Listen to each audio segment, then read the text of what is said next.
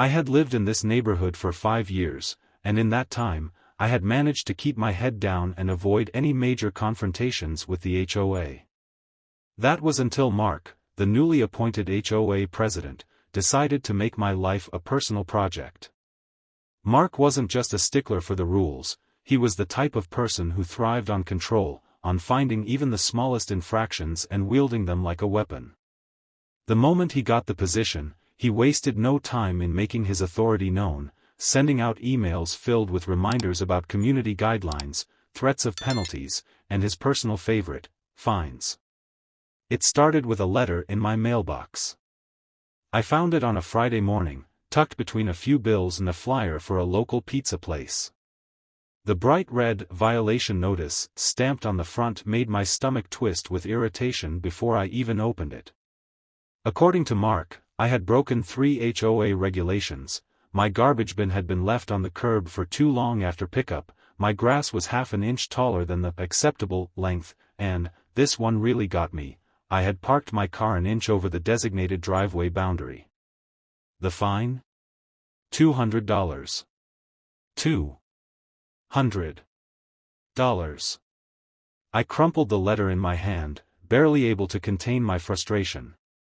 My garbage bin had been outside for maybe an hour longer than usual because I'd had an early morning meeting. My grass? Perfectly fine. And my car? It wasn't even over the boundary, but apparently, Mark had gone out of his way to measure it. This wasn't about rules, this was about control. Determined not to let him walk all over me, I decided to confront him directly. I made my way down the street to his house, a place that looked like it belonged to someone who spent more time enforcing neighborhood standards than actually enjoying their home. The lawn was trimmed to an almost unnatural perfection, the hedges cut at sharp, identical angles, and his mailbox gleamed like it had been polished that morning. Typical. As I knocked on his door, I could already hear movement inside. Mark was quick to answer, standing in the doorway with his signature smug smirk, dressed in one of his ever-present polo shirts. He barely let me speak before launching into a rehearsed speech about how the HOA's rules existed for the greater good of the community, and how, allowing minor infractions, would lead to the downfall of our neighborhood's reputation. I cut him off, my patience already wearing thin. I told him straight up that his so-called violations were ridiculous, and that he was clearly targeting me. But instead of backing down, Mark seemed to revel in the confrontation. He said that rules were rules, and if I didn't like them, I was welcome to challenge the fine through the HOA's formal process, a process, he conveniently failed to mention, that was run entirely by people just like him. Seeing that arguing with him was useless, I decided to take another approach. If Mark wanted to play games, I would play right back. But unlike him, I wasn't going to rely on technicalities and intimidation. I was going to use something he clearly wasn't prepared for, his own arrogance and hypocrisy. I walked back home, my mind already racing with a plan. I pulled up the HOA handbook, the one they had mailed to every resident when they moved in. If Mark wanted to use rules against me, I was going to use the rules against him. I spent hours combing through every section, every obscure clause, every tiny detail that might give me an edge. And then, buried deep in the fine print of an outdated section, I found it, a rule that Mark himself was violating. It was something small, something he clearly assumed no one would ever notice. But it was enough. I grinned as I closed the handbook. Mark had no idea what was coming. That I spent the rest of the evening preparing, making sure that I had every detail locked in place before I moved forward.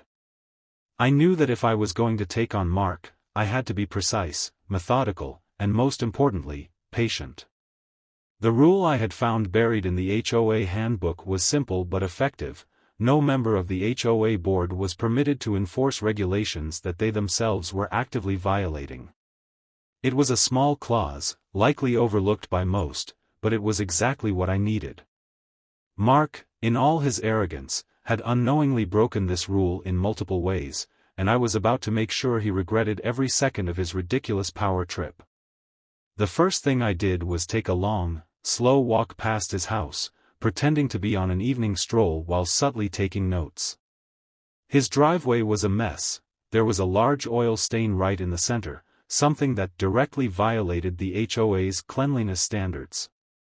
His mailbox, though shining from obsessive polishing, was slightly crooked, which was technically against the guidelines that demanded uniform and properly aligned postboxes for visual harmony. But the real kicker, the thing that made me smirk with satisfaction, was his side yard. Hidden behind a wooden fence was a storage shed, one that was in direct violation of HOA policy. The handbook clearly stated that any external storage structure had to be approved by the board before installation. Given Mark's tendency to enforce rules with a suffocating grip, I highly doubted he had gone through the proper channels. I took pictures, noting every detail, every possible violation that could be used against him.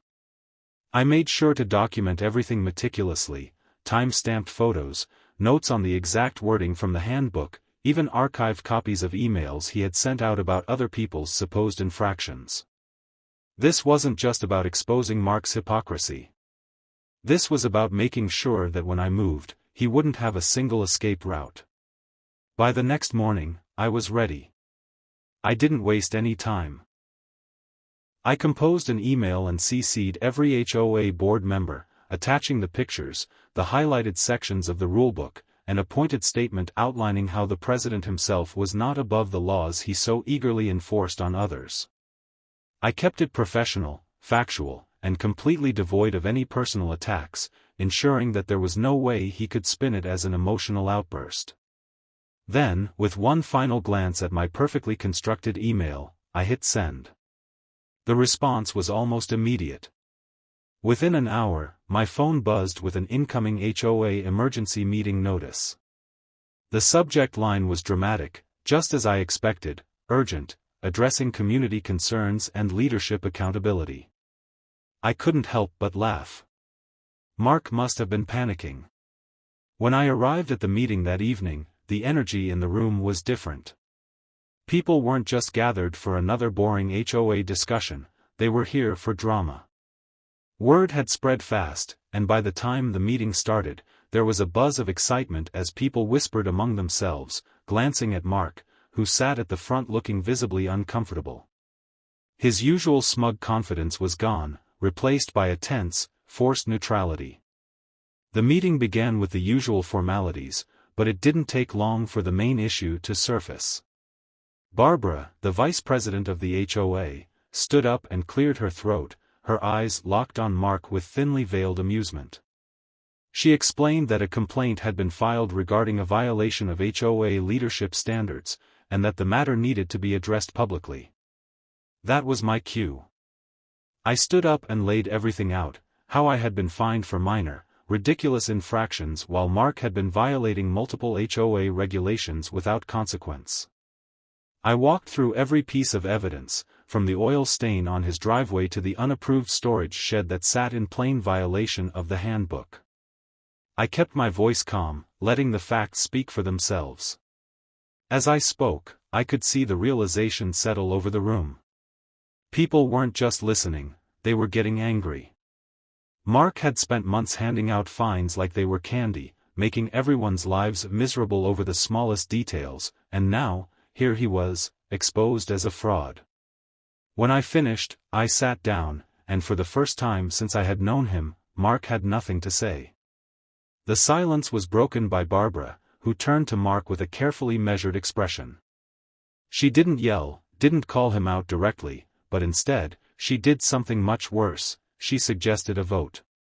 A vote to determine whether Mark should be removed from his position as HOA president for violating the very policies he had enforced on others. A ripple of murmurs spread through the room, and then, one by one, hands began to raise. Mark tried to interject, stammering about how he had intended to fix the violations and that this was a misunderstanding, but no one was buying it. The vote was taken swiftly, and the results were undeniable. Mark had lost his presidency. I expected him to lash out, to throw some sort of tantrum, but instead, he simply sat there, his face pale, his jaw tight. He had backed himself into a corner, and there was nothing he could do to escape it. His downfall had come not because of my complaints, but because of his own arrogance, his own refusal to follow the very laws he used to control others. The meeting wrapped up quickly after that. There were some discussions about who would take over in the interim, but to be honest, I wasn't paying attention anymore. I had already won. I had made my point, exposed the hypocrisy, and ensured that no one else in the neighborhood would have to deal with Mark's ridiculous rule-enforcing antics again. As I walked out into the cool night air, I took a deep breath, feeling lighter than I had in weeks. My phone buzzed, a text from one of my neighbors. It was just a simple thumbs-up emoji, but it was enough. I smiled, slipping my phone back into my pocket as I headed home. Tomorrow, I would go about my day as usual. I would take my time bringing in my garbage bin. I wouldn't worry about the length of my grass. And for the first time in a long time, I wouldn't have to watch my every move in fear of an unjust fine. Because Mark was gone. And justice had finally been served. The aftermath of Mark's downfall spread through the neighborhood like wildfire. The next morning, I woke up to the unusual sight of neighbors standing around in groups, chatting excitedly in their driveways. It was clear that the events of last night's HOA meeting had ignited a buzz that wouldn't be dying down anytime soon. Even without asking, I already knew what they were talking about. The once untouchable HOA president had been taken down in a single evening, and people were thrilled about it. For years, Mark had ruled the community with an iron fist, nitpicking every minor infraction while giving himself free rein to do as he pleased. His sudden removal wasn't just justice, it was a symbol of change. People were waking up to the realization that they didn't have to live in fear of arbitrary fines and threats anymore. I grabbed a cup of coffee and sat on my porch, soaking in the morning air as a few neighbors waved at me.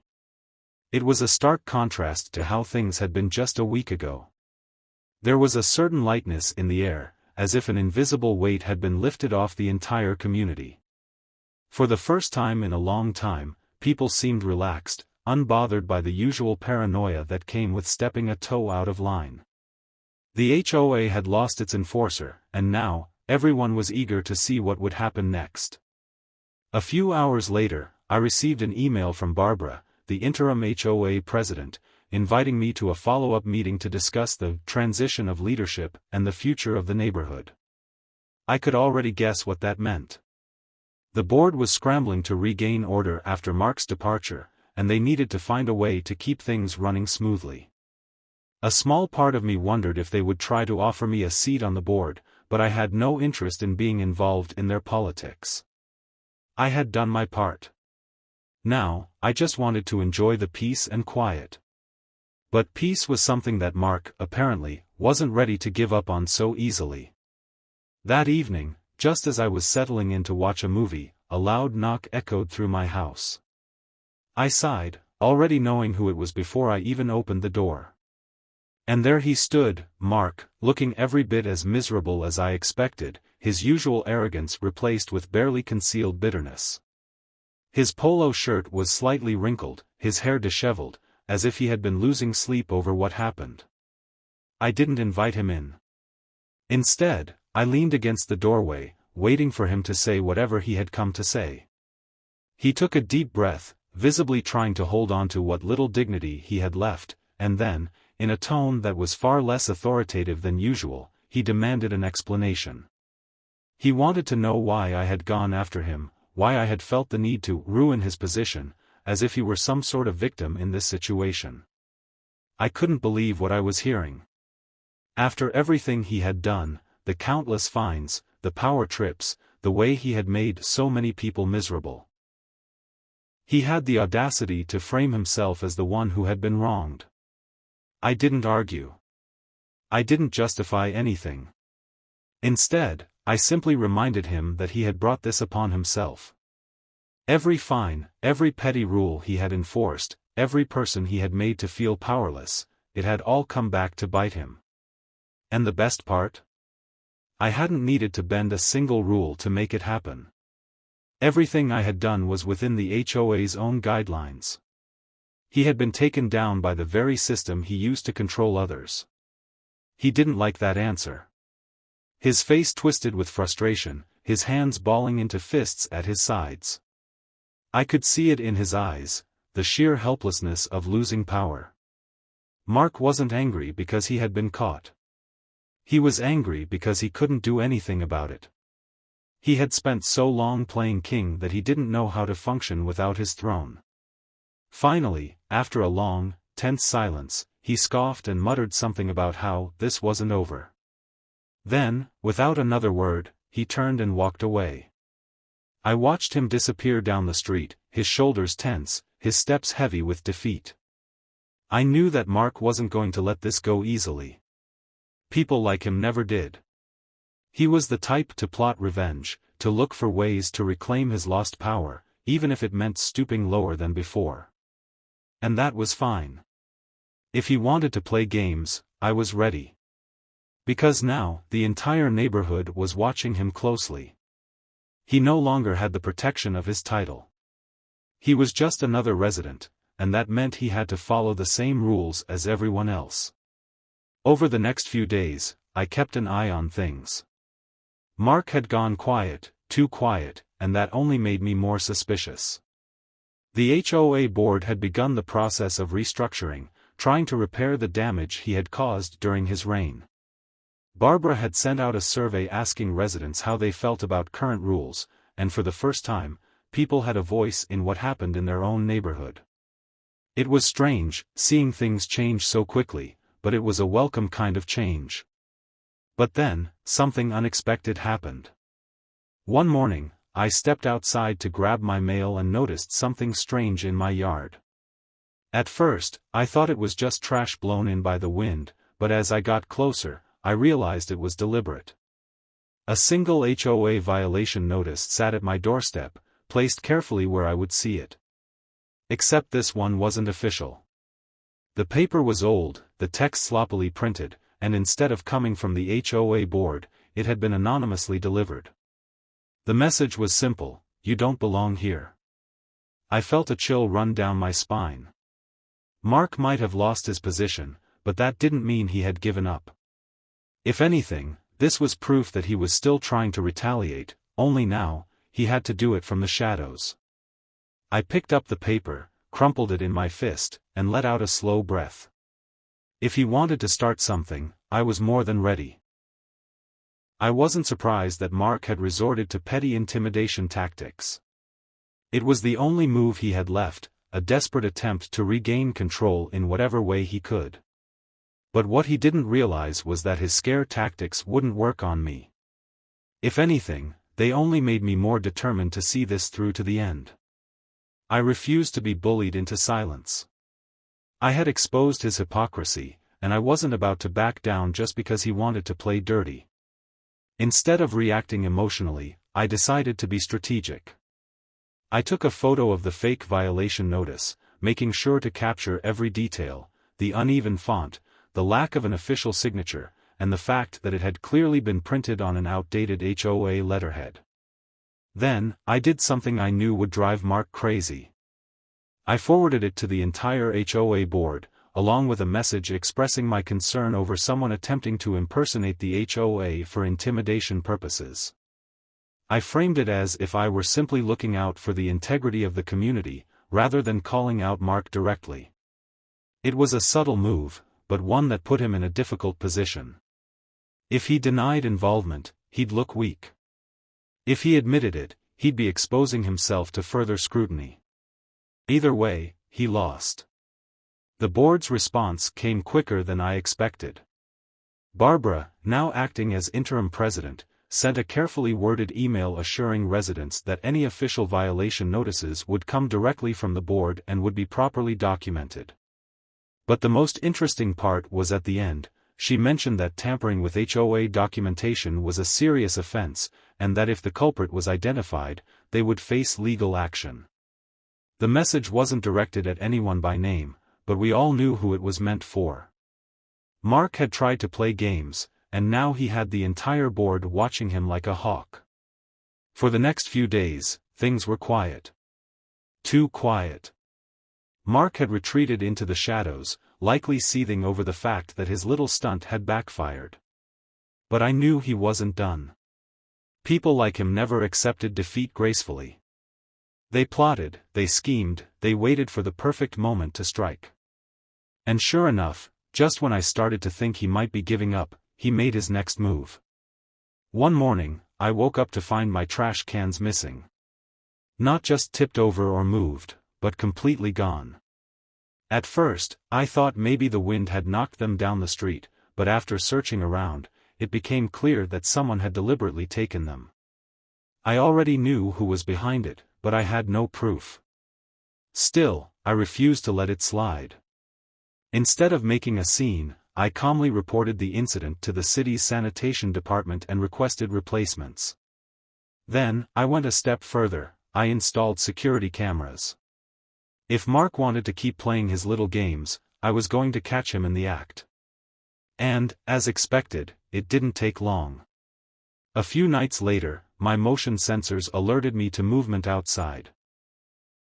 I pulled up the live feed on my phone and there he was, Mark, skulking around my property like some low-budget villain. He wasn't alone either.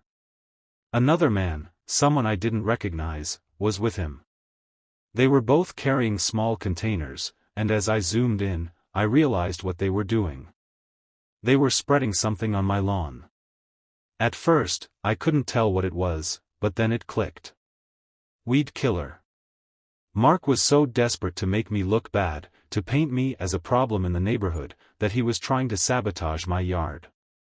I stared at the screen in disbelief, a slow grin spreading across my face. He had finally made a fatal mistake. This wasn't just pettiness anymore. This was vandalism, and I had video proof. I let him finish, watching as he and his accomplice chuckled to themselves before disappearing into the night. The next morning, I checked my lawn, and sure enough, patches of yellowed grass were beginning to appear. It was subtle, but obvious enough that if I let it go, I'd be at risk of receiving an actual HOA violation. But I wasn't going to let it go. Instead, I compiled the footage, timestamped it, and sent it directly to the police. I didn't even bother with the HOA this time. This was criminal property damage, and I wanted it handled accordingly. Within hours, an officer was at my door, reviewing the evidence and taking down my statement. The best part? When they ran the plates of the car that Mark's accomplice had used, they discovered he wasn't just a random friend, he was a hired contractor. Mark had actually paid someone to vandalize my property. That took things to a whole new level. The fallout was immediate. The police went straight to Mark's house, and though I didn't hear the entire conversation, I saw enough to know he was in serious trouble. He tried to argue, to deny everything, but when they showed him the footage, his face turned a shade of white I had never seen before. He wasn't arrested, this wasn't a felony, but he was slapped with a hefty fine and a court summons. The look of sheer humiliation on his face as the officers left his house was priceless. But the real damage came afterward. The HOA board, already fed up with him, banned him from holding any future positions within the organization. That meant no chance of running for president again, no seat on any committees, nothing. He had officially lost any power he once had. On top of that, he was publicly shamed. Word spread fast, and soon, the entire neighborhood knew what he had done. He went from being the community's feared enforcer to a laughingstock. In the days that followed, Mark all but disappeared. His once pristine yard started to look neglected, his car rarely moved from the driveway, and the smugness he had always carried like armor was completely gone. No one took him seriously anymore. His downfall hadn't just been about losing power, he had lost the respect of the entire neighborhood. I sat on my porch one evening, watching as a group of neighbors walked by his house, chuckling amongst themselves. One of them caught my eye and gave me a nod of approval, and I simply smiled in return. Mark had tried to make my life miserable. He had tried to control everything, to scare me into submission, to punish me for daring to challenge him. And now? He was nothing. Just another bitter man with no influence, no voice, and no way to get back what he had lost.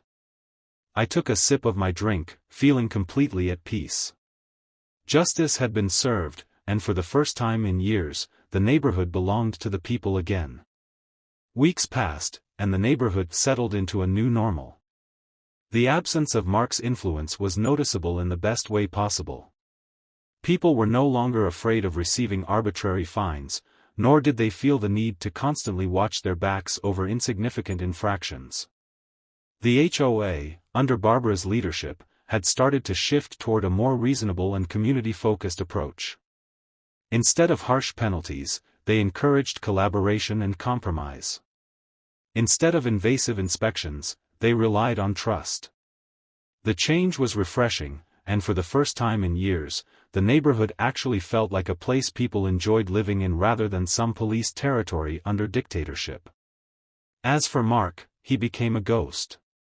The once vocal enforcer of the rules was now rarely seen in public.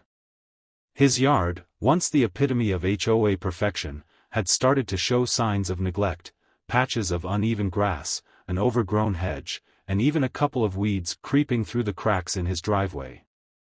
The man who once patrolled the neighborhood, measuring the height of people's lawns, now couldn't even be bothered to maintain his own. It was poetic in a way, watching him become the very thing he once punished others for. Then, one afternoon, as I was walking back from the mailbox, I saw something I never expected. Mark's house had a for sale sign planted right in the middle of his front lawn. At first, I thought it was some kind of mistake, but as I got closer, I saw the unmistakable realtor's contact information printed on it. Mark was leaving.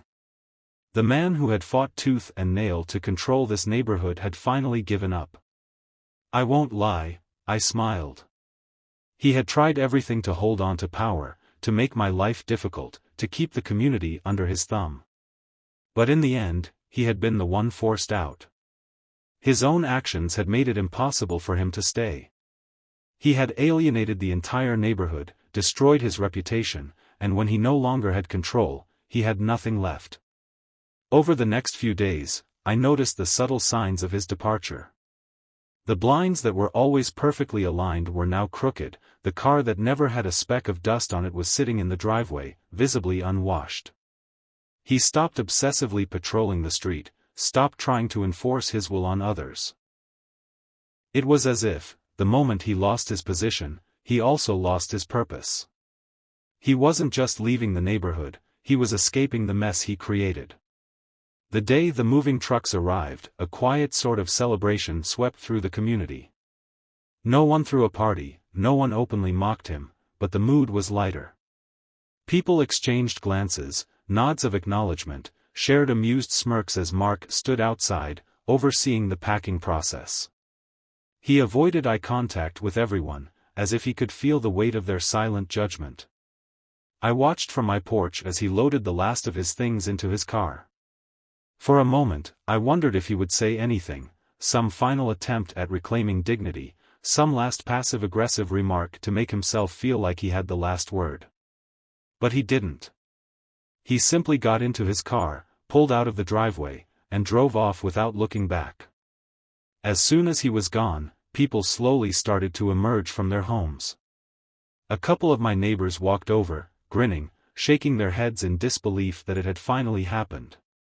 Barbara made her way down the street, clipboard in hand, already discussing how the HOA would move forward without Mark's oppressive influence. It was strange, seeing how quickly life moved on without him.